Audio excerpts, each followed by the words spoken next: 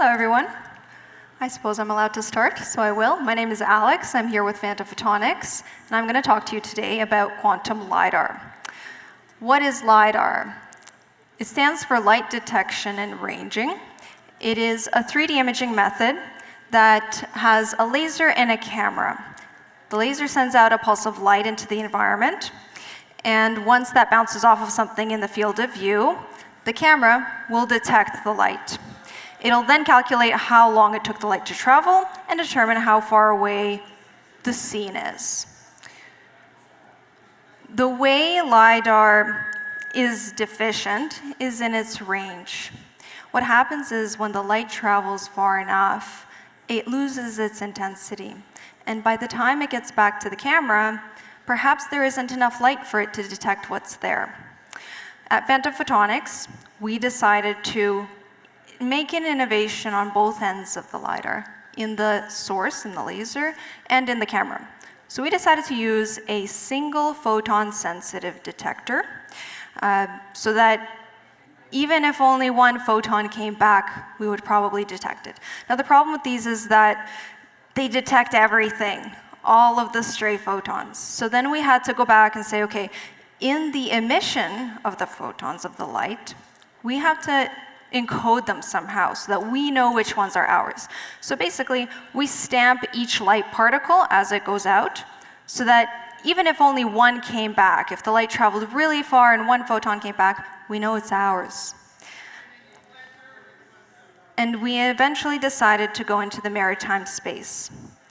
Two reasons. First of all, we realized that there's a need, but ultimately, gathering high-quality data has been a long-standing issue. Historically, sonar has been the solution. It's an acoustic-based technology.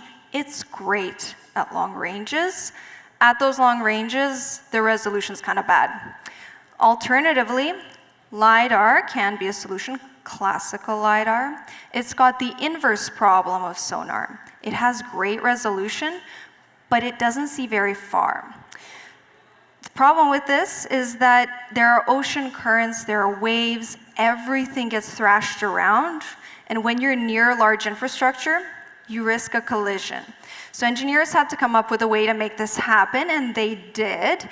This is a large robot that takes LiDAR close to infrastructure. And the problem with this is that you require a very large ship to deploy it. I have circled the giant robot there at the corner. This requires a large crew. Someone has to decide what the crew is going to eat that day. It's a circus that ultimately costs $1 million for 2 days of imaging. What we're developing at Phantom, based on this new LiDAR of ours, which can see farther, is a sensor network of buoys, but also other surface vessels that would allow for persistent monitoring from a distance.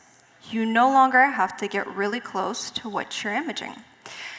Our hope is that ultimately we'd be able to let smaller players enter the market because not everybody has $1 million to get high resolution data. And if anyone has any questions about how else it can be implemented, I am happy to have a discussion. Thank you very much for your time, and have a great conference.